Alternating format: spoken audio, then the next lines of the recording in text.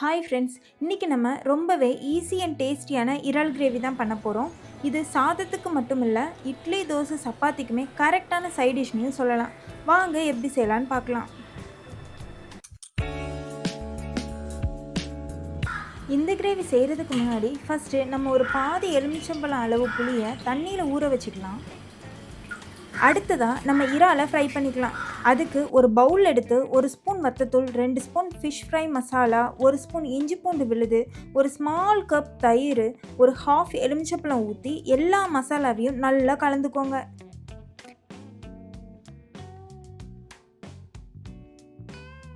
இப்போ ஆல்ரெடி கழுவி வச்சுருந்தா 1/2 கிலோ இறாலை அந்த மசாலாவில் சேர்த்துக்கோங்க. மசாலா எல்லா இறால்லையும் ஒட்டுற அளவு நல்லா கலந்துக்கோங்க. இதை ஒரு 30 மினிட்ஸ் மேரினேட் பண்ணிக்கோங்க. ஃப்ரிட்ஜ் இருந்தால் ஃப்ரிட்ஜுக்குள்ளே வச்சுருங்க, இல்லைனா ஃபேன் காற்றுக்கு கீழே காய வச்சுருங்க.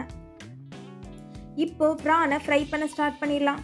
பேனில் எண்ணெயை ஊற்றி பேன் ஃபுல்லாக எண்ணெய் ஸ்ப்ரெட் ஆகுறதுக்கு நான் பண்ணுற மாதிரி பண்ணிக்கோங்க. இப்போது எண்ணெய் சூடாயிட்டான்னு கண்டுபிடிக்க கருவேப்பிலையை போடுங்க. எண்ணெய் சூடாயிடுச்சுன்னா கருவேப்பிலை பொரிய ஆரம்பிக்கும். இப்போ பாருங்கள், கருவேப்பிலை பொரியுது. இப்போது மேரினேட் பண்ணி வச்ச இறாலை சேர்த்துக்கோங்க.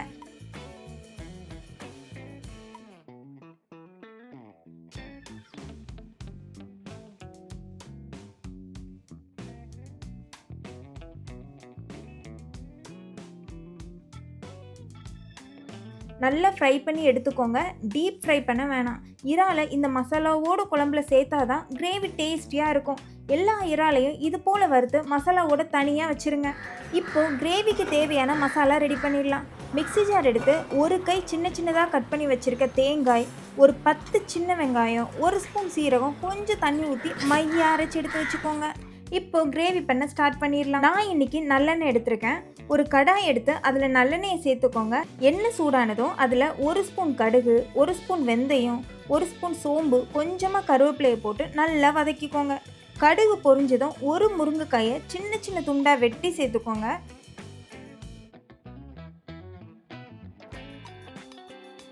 அது கூடவே ஒரு 4 மிளகாயை நடுவில் வெட்டி சேர்த்துக்கோங்க. இப்போது இதை நல்ல எண்ணெயிலேயே வதக்கிக்கோங்க. ஒரு 2 தக்காளியை வெட்டி சேர்த்துக்கோங்க.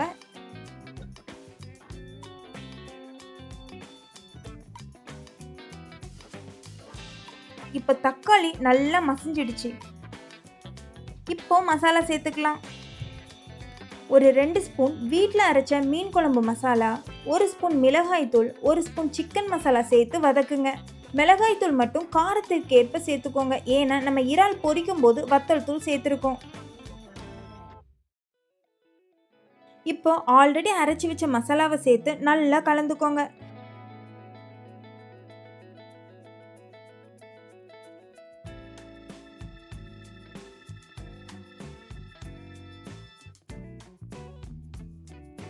இப்போ உப்பு கொஞ்சமாக சேர்த்துக்கோங்க. மசாலா வேகட்டும்.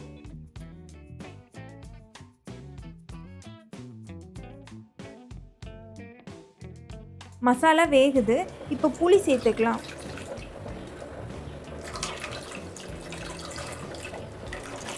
சேர்த்துட்டு நல்லா கலந்து விடுங்க.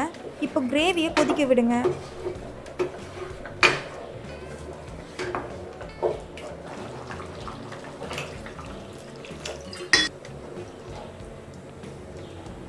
பாருங்க, நல்லா எண்ணெய் பிரிஞ்சு வந்திருக்கு. இப்போ ஆல்ரெடி வறுத்து வச்ச பிரானை சேர்த்து கொதிக்க விடுங்க.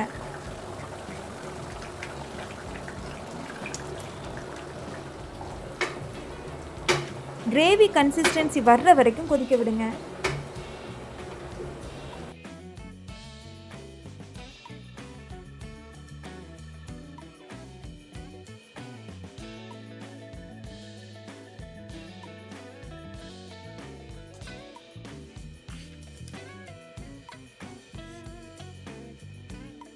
இப்போ பாருங்க, கிரேவி கன்சிஸ்டன்சிக்கு வந்துட்டு இப்போ இறக்கி சர்வ் பண்ண ஸ்டார்ட் பண்ணிடலாம்.